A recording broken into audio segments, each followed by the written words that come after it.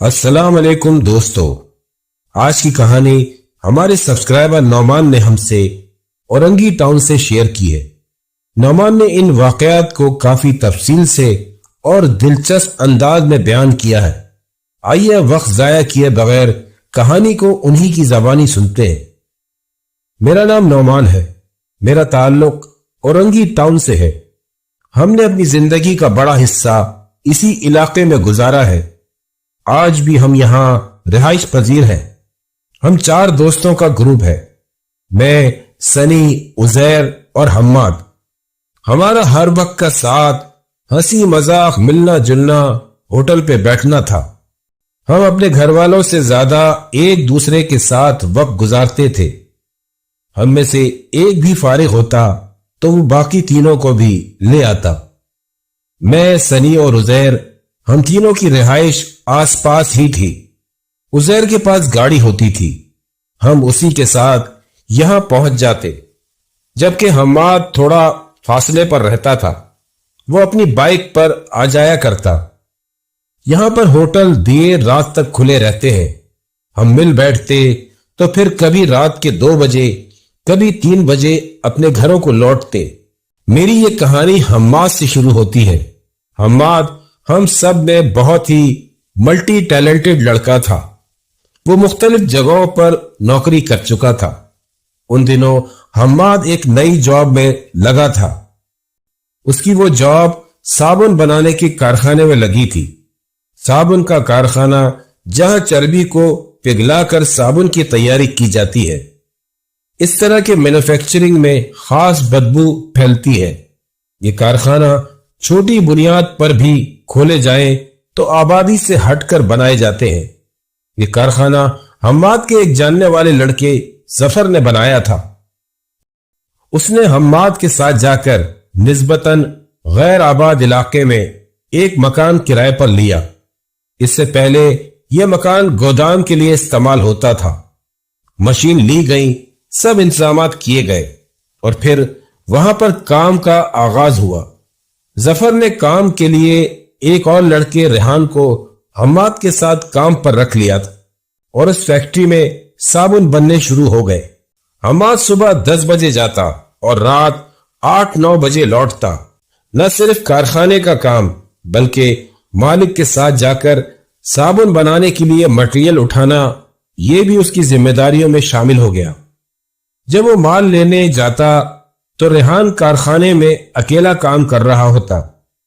पहले दिन रेहान ने शिकायत की कि जब वो अकेला था तो बार बार दरवाजा खुल और बंद हो रहा था। वो यही कहता था कि यहां चीजें हैं जो तंग करती हैं। ये तो उन्हें बाद में पता चला कि यहां चीजें नहीं बल्कि यहां तो पूरा जिन्नात का कबीला आबाद था। उनको इन लोगों का यहां आना अच्छा नहीं लगा। अभी तो शुरुआत थी। वो जब सामान लेकर लौटते तो रेहान कोई ना कोई शिकायत करता। वो काम ही मुकम्मल नहीं कर पाता था। चौथे दिन जफर नहीं आया। वैसे भी बहुत काम पड़ा था। तो आज हम्माद आते ही सुबह से लग गया। रेहान और हम्माद दोनों ही काम में लगे थे। उस दिन वाकई हम्माद को एहसास हुआ रेहान सही कहता है। हम्माद ने साफ चर्बी और गंदी चर्बी अलग अलग की कि उनको मशीन में डाले, लेकिन लम्हे में न जाने क्या हुआ कि वो दोनों मिक्स हो गई। पहली दफा तो उसको लगा उससे गलती हुई है। दूसरी बार उसने नए सिरे से चर्बी को अलग किया। आधा घंटा इस काम में लग गया। वो लम्हे भर को मशीन का प्लग लगाने के लिए पलटा होगा और फिर जो उसने पलट कर देखा उसने उसको हैरान कर दिया। फिर से गंदी साफ चर्बी मिक्स हो चुकी थी। अब की बार उससे कोई गलती नहीं हुई थी। इतना ढेर उसने खुद अलग किया था। रेहान पास ही बैठा सांचों से साबुन अलग कर रहा था। फिर हम्माद ने रेहान को बुलाया, उसको साथ खड़ा करके अपना ये काम तो मुकम्मल किया। अभी ये करके वो फारिग ही हुए थे कि सहन में जोरदार धमाके की आवाज से दोनों चौंक गए। भागकर जाकर देखा जो साबुन तैयार किए थे वो सब उल्टे पड़े थे। حالانکہ تھوڑی دیر پہلے ہی وہ ترتیب سے رکھے گئے تھے، ہوا سے تو نہیں گر سکتے تھے، ایسا لگ رہا تھا باقاعدہ کسی نے گرائے ہیں۔ دونوں نے ان کو سیدھا کیا۔ ریحان کچھ بولنا چاہ رہا تھا لیکن حماد نے اس کو اشارے سے چپ کرا دیا۔ یہ لوگ سامان ترتیب سے رکھ ہی رہے تھے کہ واضح طور پر حماد کو محسوس ہوا کہ پیچھے والے کمرے سے کوئی سایہ سا نکل کر باہر کی طرف بھاگا ہے۔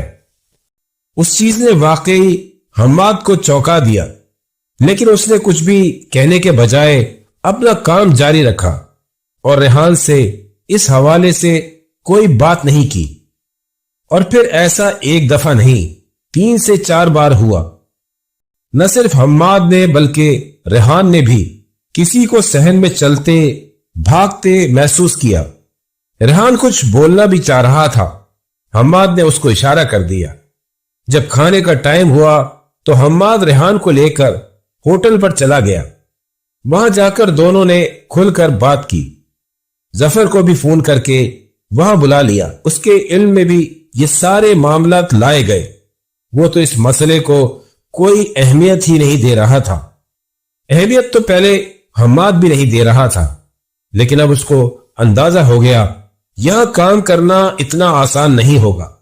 حماد کے زور دینے پر ظفر ایک مولوی صاحب سے کچھ نقش لے آیا اور حماد کو لا کر دیے کہ ان کو کارخانے میں چاروں طرف لگا دو، چیزوں کا آنا بند ہو جائے گا۔ اس دن حماد جب کارخانے سے لوٹا تو اس نے ہمیں وہ تمام باتیں بتائیں جو اس دن ہوئی تھی۔ وہ نقش حماد کے پاس تھے، اس نے ہم کو وہ بھی دکھائے۔ اس رات 2 بجے تک ساتھ تھے۔ حماد نے دوسرے دن جا کر اس کارخانے کے سب کونوں میں وہ نقش کیل سے ٹھوک دیے، اور یہی اس کی غلطی تھی۔ حماد کا کہنا تھا کہ اس کے بعد اس کے کندھے کچھ بھاری سے ہو گئے۔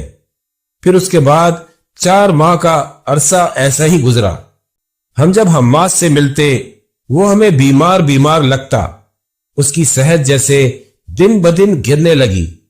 میں اور عزیر اس کو زور دے کر ڈاکٹر کے پاس لے گئے، سب ٹیسٹ کروائے، سارے ٹیسٹ ٹھیک آئے، لیکن جو بھی حماد کو دیکھتا وہ یہ کہتا یہ بیمار ہے۔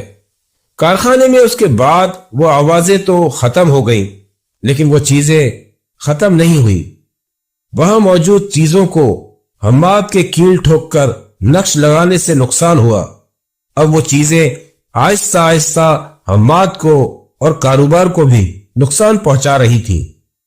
کبھی یہ لوگ مال صحیح بنا کر دیتے، آگے سے کمپلین آ جاتی، اکثر ان کو نقصان اٹھانا پڑتا، ان کی پیمنٹ بھی رک جاتی۔ حماد یہ مسئلے سلجھانے میں لگا رہتا۔ ہم سے جب بھی ہوٹل پر ملتا وہ ہم سے ساری باتوں کا ذکر کرتا۔ ہم تو حماد کی صحت دیکھ کر پریشان ہوتے تھے۔ ایک دن ظفر بھی کارخانے آیا ہوا تھا۔ یہ جس جگہ بیٹھے تھے وہاں چولہا جل رہا تھا اور کام چل رہا تھا۔ ظفر نے بات کرتے کرتے بے دھیانی میں گرم توے پر ہاتھ رکھ دیا، اس کا ہاتھ بری طرح جل گیا۔ حماد نے فوراً ریحان کو مرہم لانے کے لیے دوڑایا، اور وہ ابھی اس کے ہاتھ کو دیکھ ہی رہا تھا کہ اچانک ظفر نے بہت عجیب و غریب آواز میں رونا شروع کر دیا۔ حماد کو حیرت کا جھٹکا لگا۔ ایک تو وہ رو رہا تھا، اس کا رونا نارمل نہیں تھا، بہت عجیب آواز تھی جو اس کے حلق سے نکل رہی تھی۔ حماد بتاتا ہے جیسے ہم جانور کو ذبح کرتے ہیں، اس کی نال میں سے خون بہنے کی آواز ہوتی ہے، وہ آواز اس جیسی تھی۔ پھر ظفر روتے روتے بے ہوش ہو گیا۔ حماد کو تو سمجھ نہیں آ رہا تھا کہ کیا کرے۔ اس نے پانی ڈالا، اس کو ہلایا، وہ اکیلا اس کو اٹھا کر نہیں لے جا سکتا تھا۔ اس نے ریحان کو فون کر کے واپس بلایا۔ 10 منٹ میں ظفر ہوش میں آ گیا تو حماد نے اس سے پوچھا تم رو کیوں رہے تھے، وہ بھی اتنے عجیب انداز میں۔ ظفر تو سرے سے انکاری ہو گیا کہ وہ تو رویا ہی نہیں، اس کا کہنا تھا کہ تکلیف کی وجہ سے اس نے بس آنکھیں بند کی تھی۔ حماد نے پہلے تو اس سے بحث کی لیکن پھر چپ ہو گیا۔ اب اس کے رونے کا گواہ اس کے علاوہ کوئی نہیں تھا۔ اس دن حماد کارخانے سے سیدھا گھر چلا گیا۔ دوسرے دن چھٹی تھی۔ ہم لوگ رات 12 بجے ہوٹل پر جمع ہوئے۔ حماد کے آنے کا موڈ نہیں تھا۔ اس کو زبردستی کال کر کے ہم نے بلا ہی لیا۔ اس رات حماد 1 بجے گھر سے ہوٹل آنے کے لیے نکلا۔ اس کی رہائش اورنگی ٹاؤن اجتماع گاہ کی طرف تھی۔ یہ علاقہ رات 12 بجے کے بعد سنسان اور ویران ہوتا ہے۔ نہ آدم کی ذات۔ یہ راستہ صحیح نہیں ہے، لیکن حماد تو ہمیشہ رات گئے جاتا آتا تھا۔ وہ بائک نکال کر اس روڈ پر آیا تو اس کو کوئی ادھیڑ عمر آدمی روڈ پر کھڑا دکھا۔ وہ ہاتھ سے اشارہ کر رہا تھا۔ حماد کہتا ہے نہ جانے کیا اس کے دل میں آئی، اس نے بائک روک دی، پوچھ لیا چاچا کہاں جانا ہے؟ حماد نے بغور اس شخص کا چہرہ بھی نہیں دیکھا، بس اس آدمی نے اتنا کہا مجھے آگے والے روڈ پر اتار دینا۔ اس نے اسی جگہ کا نام لیا جہاں وہ جا رہا تھا۔ حماد نے اس کو بٹھا لیا۔ راستے میں حماد نے اس سے بات کرنا چاہی، لیکن اس آدمی نے کوئی جواب نہیں دیا۔ راستہ بہت زیادہ لمبا نہیں تھا، لیکن فاصلہ تو تھا۔ چورنگی سے مڑتے ہوئے حماد کو عجیب سا احساس ہوا۔ وہ آدمی جو اس کے بائک پر تھا وہ اب اس کے بائک پر نہیں تھا۔ وہ کہاں گیا، کدھر گیا پتہ نہیں۔ اس نے تو بائک روک کر دائیں بائیں پھٹی پھٹی آنکھوں سے ادھر ادھر دیکھا۔ اس کی سمجھ نہیں آ رہا تھا کہ چلتی بائک سے وہ کہاں چلا گیا۔ ادھر ہم اس کو کال پر کال کر رہے تھے۔ جب ہوٹل کے سامنے اس نے بائک روکی، وہ اس حالت میں آیا کہ اس کے چہرے پر ہوائیاں اڑی ہوئی تھی۔ وہ ادھر ادھر دیکھ رہا تھا۔ مجھے تو اس کی حالت نارمل نہیں لگی۔ میں تیزی سے اٹھ کر اس کی طرف گیا۔ اس سے پوچھا کیا ہوا حماد، ایسے کیوں کر رہے ہو؟ کیا کوئی پیچھے لگ گیا تھا؟ لیکن اس نے میری بات کا کوئی جواب نہیں دیا، بس ادھر ادھر دیکھنے میں لگا تھا۔ حماد اندر آؤ تم۔ میں اس کا ہاتھ پکڑ کر اندر لے آیا۔ وہ آ کر ہمارے ساتھ بیٹھا۔ اس نے ہمیں وہ ساری بات بتائی۔ وہ بہت خوفزدہ تھا۔ اس کی بات سن کر تو ہم حیران ہو گئے اور اس کو چھیڑنے لگے کہ تم روز نئی کہانی لے آتے ہو۔ ہم مذاق کر رہے تھے، لیکن ہم جانتے تھے اور اس کی حالت بتا رہی تھی کہ وہ سچ کہہ رہا ہے۔ تھوڑی دیر بیٹھے، ہنسی مذاق کا ماحول بنا تو وہ بھی بہتر ہو گیا۔ 3 بجے تک ہماری محفل جمی رہی۔ اب جب ہم واپسی کے لیے اٹھنے لگے تو حماد نہ خود اٹھے نہ ہمیں اٹھنے دے۔ اس کا یہ کہنا تھا تم لوگ مجھے گھر چھوڑ کر آؤ۔ حماد ایسا بندہ ہے، اس کو اگر 5 بجے بھی قبرستان جانے کا بولو وہ چلا جائے گا۔ ابھی تو وہ اپنے گھر جانے اور بائک پر بیٹھنے سے بھی ڈر رہا تھا۔ ہم تو اس کو اس طرح دیکھ کر حیران تھے۔ ویسے اس کی باتوں سے ڈر تو ہم بھی گئے تھے۔ اسی بحث میں 4 بج گئے۔ ہم تینوں تو گاڑی میں ساتھ آئے تھے۔ طے یہ پایا حماد کو گھر تو چھوڑ کر آنا ہے۔ میں نے حماد کی بائک لے لی اور یہ لوگ گاڑی میں بیٹھ گئے۔ ہمارا قافلہ روانہ ہوا۔ میں ان لوگوں کے ساتھ ساتھ ہی چل رہا تھا۔ جیسے ہی ہم گراؤنڈ کی طرف پہنچے، گاڑی ایک جھٹکا کھا کر بند ہو گئی۔ میں نے بھی بائک روک لی۔ میں آپ کو بتا نہیں سکتا ہوں کہ خوف سے میری کیا حالت ہوئی تھی۔ میرے جسم میں ایک لہر دوڑ گئی۔ ایک تو حماد کی باتیں، اوپر سے اس سنسان ویران جگہ پر گاڑی کا بند ہو جانا۔ میں ان لوگوں کو کہہ رہا تھا شیشہ نیچے کرو۔ وہ لوگ اشارے سے یہ کہہ رہے تھے شیشہ نیچے نہیں ہو رہا اور دروازہ بھی نہیں کھل رہا۔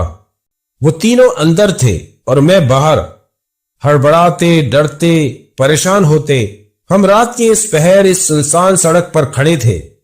میں تو دل ہی دل میں جتنی صورتیں یاد تھیں پڑھنا شروع کر دی۔ 5 منٹ میں گاڑی خود ہی سٹارٹ ہو گئی۔ پھر عزیر نے ریس دے کر گاڑی بھگائی اور میں نے بائک۔ ہم نے حماد کے گھر پہ پہنچ کر سانس لی، اس کو اتارا۔ میں نے عجلت میں حماد کو اس کی بائک کی چابی بھی دی۔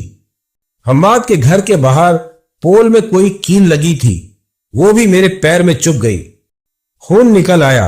हमें तो उस वक्त भागने की पड़ी थी। उस रात हम्माद घर पर जाकर बिस्तर पर लेटा और सो गया। उसने ख्वाब देखा। ख्वाब में एक सरकटा हम्माद को अपने सिराने खड़ा दिखा और वो हम्माद को धमका रहा था, तू मेरे रास्ते से गुजरा है, मैं तुझे नहीं छोड़ूंगा। और न जाने क्या क्या वो ख्वाब देखता रहा। सुबह उठा तो उसकी तबीयत बहुत बोझल थी। बस वो चुप करके बिस्तर पर पड़ा हुआ था। हम्माद का एक 9 साल छोटा भाई अनस है। वो बहुत प्यारा बच्चा है। वो कहते हैं ना, ऊपरी चीजें जो होती हैं बच्चों को दिख जाती हैं, या जिनका खून हल्का हो उनको। उसके भाई के साथ भी कुछ ऐसे ही मामले थे। अनस हम्माद के पास आया। उसने हम्माद से कहा, भाई मैंने एक ख्वाब देखा। हम्माद तो सीधा होकर बैठ गया। उसको तजस्सुस हो गया, ख्वाब तो उसने भी देखा था। अनस ने क्या देख लिया? उसने हम्माद को बताया, रात को हमारी गली में उजैर भाई की गाड़ी आई। गाड़ी उजैर भाई चला रहे थे। सनी भाई और आप गाड़ी में थे। गाड़ी हमारी गली में दाखिल हुई और आप लोगों के साथ नौमान भाई भी हैं, लेकिन वो बाइक पर है। नौमान भाई के पीछे बाइक पर एक सरकटा बैठा था। नौमान भाई उतरे हैं, उनके पांव में चोट भी लग गई। वो लोग आपको तो छोड़कर चले गए, लेकिन वो सरकटा वहीं खड़ा था। वो आपके साथ घर में दाखिल हुआ। आप बेड पर लेटे थे। वो आपके बेड के गिर्द गोल गोल चक्कर लगा रहा था और कमरे के बाहर भी कोई था और वो बहुत सारे अजीब व गरीब लोग थे। वो आपके कमरे में झांक रहे थे। अनस की इन बातों ने हम्माद को लर्जा दिया। उसका इतना वाज़े और सही ख्वाब, किसी शक की गुंजाइश ही नहीं बची थी।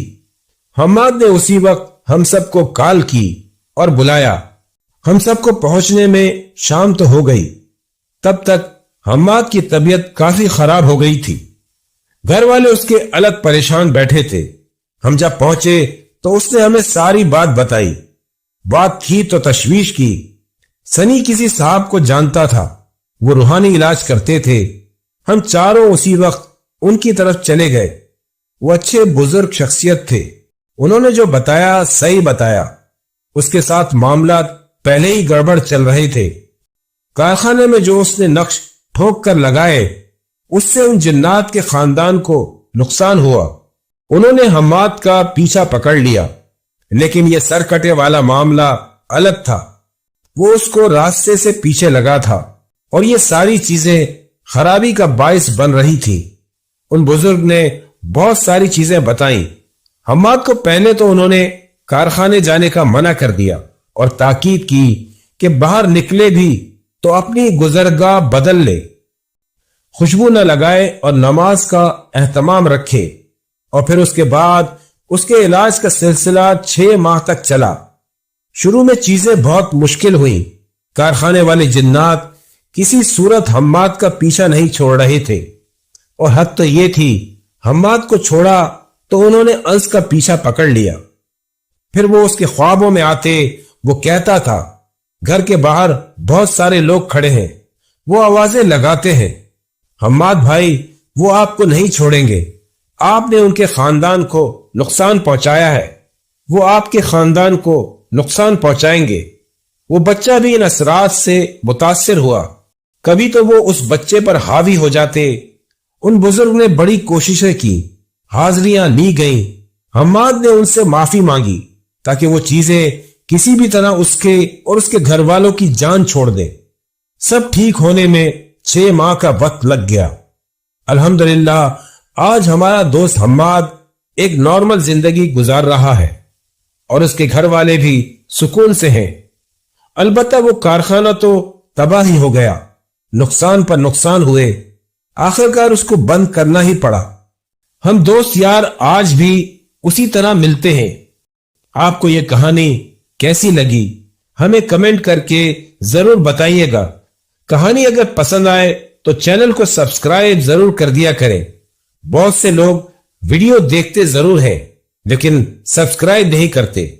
हमारे सब्सक्राइबर नौमान की शेयर की हुई एक और कहानी हम बहुत जल्द आपसे शेयर करेंगे।